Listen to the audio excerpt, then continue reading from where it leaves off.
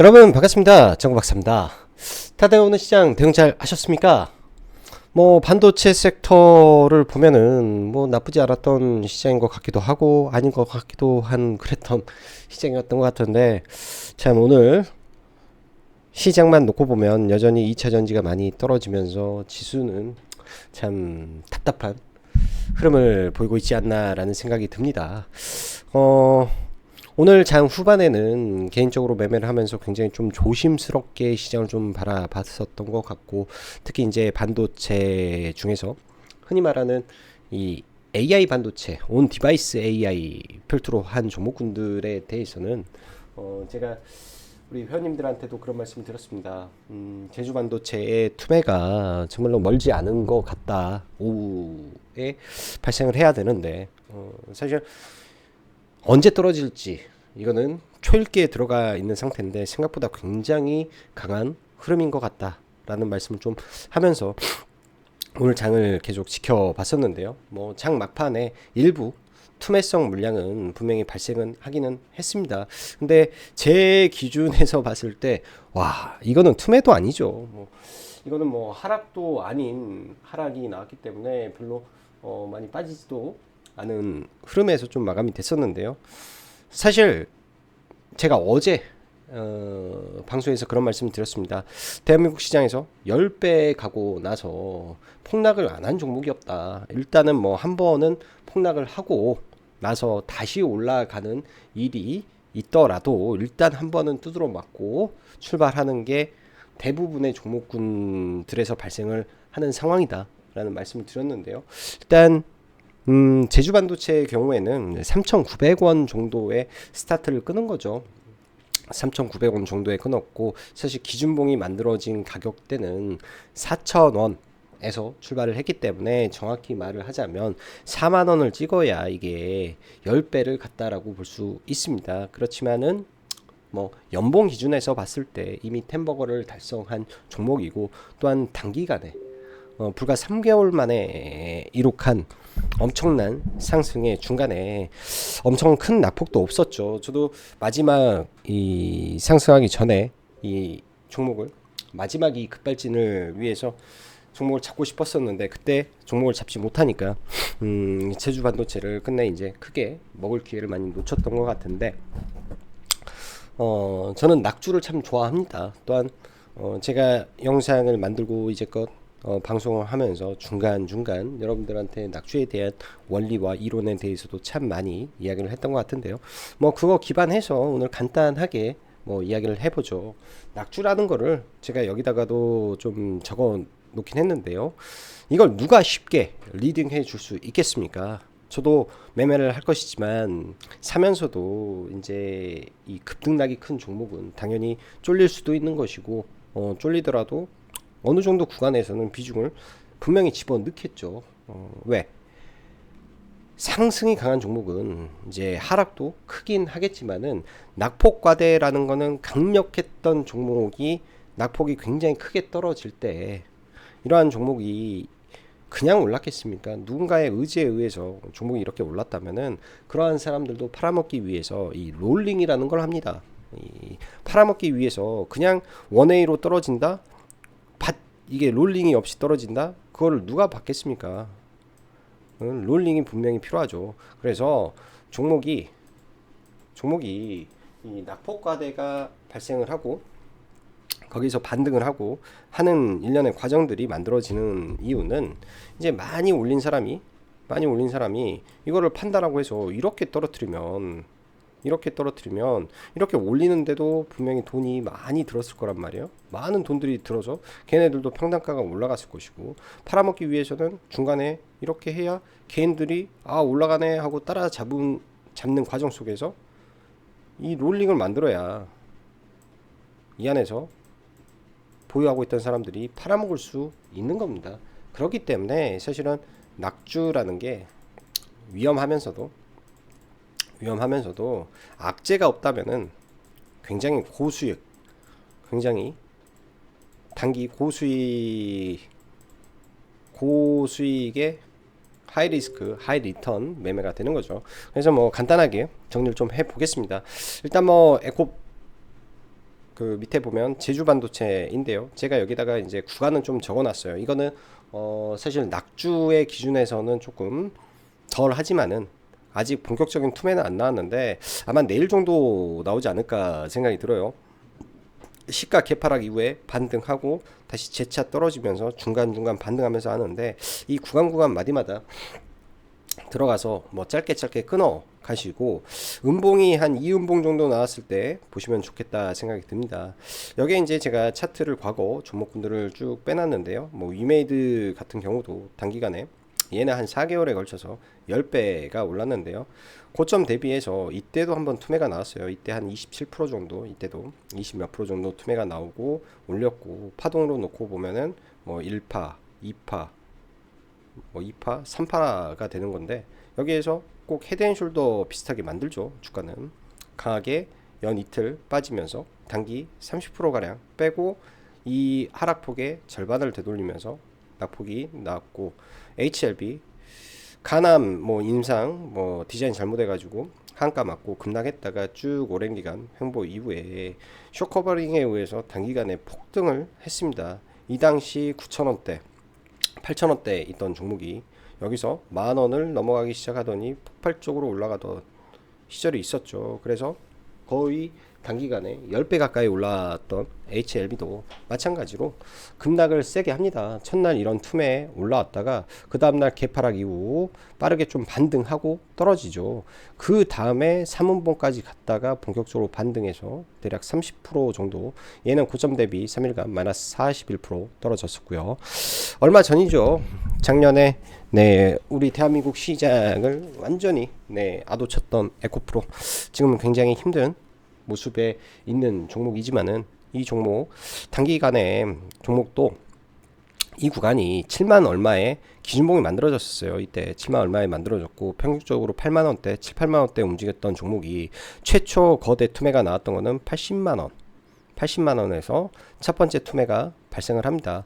80만 원까지 올라갔으면 템버거가 된 거죠. 템버거가 된 이후에 단기 낙폭은 30% 빠졌고 이때 단기적으로 이 안에 이 짧은 구간에 15%가 올라갔죠. 얘는 그래도 쌍봉 주고 쓰리봉 주고 다시 한번 올라가는 위대함을 좀 보여준 종목이고, 이 올라가면서 20버거가 됐죠. 20배 상승, 2000% 상승 이후에 폭락은 여러분들도 아시다시피 단기간에 고점 대비해서 마이너스 37%, 반등은 딱 30% 정확히 나오면서 대망의 상승 파동을 마감하고 하락 추세에 들어간 모습입니다. 사실 이러한 케이스는 그냥 제가 볼 때는 아주 무난하고 정석적인 이 종목의 움직임의 케이스였다라고 하면요, 재수 없으면 이런 케이스도 있다라는 걸 여러분들 인지하시고 봐야 됩니다. 신풍제약의 경우도 사실 코로나 시국에 7,000원대 있던 종목이 그 당시 여기 가면은 뭐 여기까지 하면 10배죠. 7,000원대에 있던 종목이 10배가 상승하고 그 다음에 폭등을 해버리더니 20배가 가버렸어요. 조정이 깊지 않다 보니까 얘는 단기간에 20배 올랐다가 떨어지는 폭이 마이너스 64%가 거의 70%가 나왔던 기억이 있습니다. 저도 신풍제약을 당연히 매매를 했는데 뭐 손실은 안 났죠. 손실 안 났는데 그때 매매했던 기억에 첫 물량 들어가고 뭐 여차여차해서 물량을 이제 거두질 못했는데 순간 마이너스 폭이 20% 가까이 됐던 것 같아요. 거기에서부터 물타기 해가지고 뭐 이제 장 막판에 뭐 드라마틱하게 좀 올라서 뭐 큰 수익이 좀 됐던 것 같은데, 그래 봐야 분할 매도 했기 때문에 생각했던 구간보다 더 많이 빠져서 좀 힘든 기억이었습니다. 제 기억에는 좀 힘들었던 기억이 있었던 종목이고요. 낙주 매매를 하다가 그래도 뭐 잘된 케이스 중에 하나겠지만 한국 BNC도 마찬가지예요. 저도 낙주 매매하다가 굉장히 좀 힘들었던 종목 중에 하나. 재수 없으면 이런 케이스도 있다라는 걸 알아야죠. 고점 대비해서 얘는 뭐 얼마입니까? 뭐 2만 원대 언저리까지 빠졌기 때문에 굉장히 무섭게 내려 꽂았다라고 볼 수 있는데요. 얘도 마찬가지예요. 예, 이런 공포의 구간들 분명히 존재하기 때문에 여러분들 잘 대응하시기 바라고요. 뭐 이거를 한번 봐드릴까?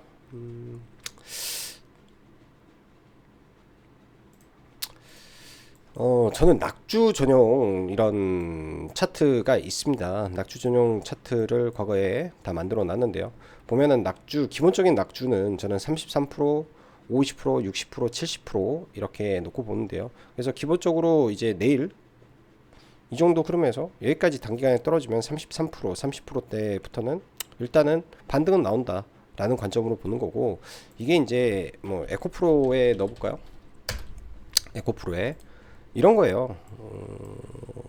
낙주를 이제 제 개인적으로 세팅해서 노는 세트감인데 뭐 30% 근처 뭐 이런 갭자리 당연히 낙주 매매에 적합한 구간에 들어오는 거고, 이 당시도 30% 여기가 33% 구간이니까 낙주 구간에서 뭐 분할 매수를 진행을 하는 거고, 웬만한 종목군들은 다 여기에 포함이 됩니다. 뭐 에코프로 BM도 봐볼까요? 에코프로 BM도 뭐 이 정도 선에서 급락을 하고 올라가는 거고, 포스코 인터 봐볼까요? 포스코 인터도 30% 대장이었으니까 떨어져서 올라가고, 포스코 홀딩스 봐볼까요?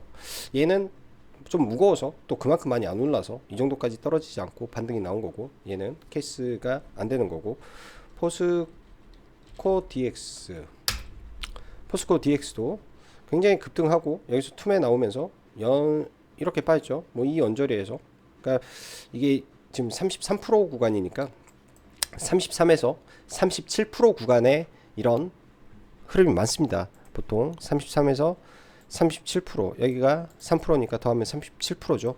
그래서 보통 33, 37% 구간에서 반등이 많이 나온다. 뭐 이 정도 보시면 될 것 같아요. 그래서 저는 이제 이 범주를 알기 때문에 그냥 33% 이렇게 설정값을 해놓고 보는 거고요. 기본 낙폭은 하한가 한 방 맞아야 돼요. 종목이 고점 대비해서 낙주라 하면 하한가 한 방이 나와야 그게 진정한 이 낙폭 과대다라고 저는 판단을 내리고 매매를 합니다. 이러한 낙폭 과대는 정확히 차트에 어떤 관점을 보냐, 차트에 이 차트가 무조건 신고가야죠. 종목이 무조건 신고가인 종목이 떨어져야 됩니다. 다른 거 없습니다. 무조건 신고가를 가고 있는 종목이, 여기에서 봤을 때도 이 종목이 신고가죠. 신고가인 종목이 떨어지면 이 근처에서 보는 거, 얘는 30% 빠졌으니까 신고가인 종목이 그 다음부터 떨어져, 아무리 떨어져도 잡냐, 이런 자리에서 안 잡는 거예요. 딱 한 번, 낙주 매매는 단 한 번의 매매에서 끝나는 겁니다. 그 이상 그 이하도 아니다 라는 거 여러분들한테 말씀드리고 싶고요. 그게 가장 핵심이니까요. 뭐 과거 재수없는 케이스라고 했던 이 신풍제약 보면 이제 이런 흐름이죠. 신풍제약 이 당시 저도 뭐 매매를 못했던 건 아니에요. 뭐 이런 구간에서 들어갔는데 순간 내려 꺼져 버리는 게 마이너스 25%라, 그때 당시 마이너스 15%에서 아마 추매를 했던 것 같아요. 거의 이 언저리에서. 그러니까 이게 지금 50%인데 여기가 70%고요. 이게 61%죠. 거의 70% 가까이 빠진 거죠. 이거 굉장히 무서운 겁니다. 낙주 잘못하면. 그래서 경각심도 같이 보시면 좋을 것이다. 경각심도 봐봐요. 한국 BNC는 얼마나 무서운지. 떨어졌는데 마이너스 70%에서 반등 나와요. 그러니까 이 50%를 깨버리면은 마이너스 70% 언저리에서 반등은 나온다. 반등은 나오는데 이 과도한 하락일 때는 주의를 해야 된다. 하이드로 리튬도 고점 대비해서 61% 빠진 이후에 반등 나왔고요. 신고가 영역에서 기본이 이런 개 잡주들, 흔히 말하는 잡주 영역에 있는 종목군들은 올라왔을 때, 신고가 영역에서 툼에 나왔을 때 이 완전 잡주들은 많이 빠져요. 많이. 기본 50% 가까이 빠진다. 기본 50% 가까이 빠지고 간다. 그 다음에 뭐 많이 있을 거예요. 초급등했던 종목군들 신고가 영역 갔다가, 셀바스 AI도 2023년도에 초급등했죠. 이런 거 여기서 뭐 유상증자 때려버려 가지고 그냥 이렇게 떨어지고 올라오고. 또 뭐가 있을까? 레인보우 로보틱스도 여기서 엄청 폭등했죠. 33% 구간 뭐 언저리에서 반등 나오는 거. 또 뭐가 있을까요? 종목군들이 하도 많아서 다 케이스를 뭐 보기가 쉽지는 않은데, 뭐 시젠도 나름의 템버거 종목이니까 처음 급등하고 투매, 얘는 33%, 34% 정도 이렇게 급등하고 항상 투매가 나온다.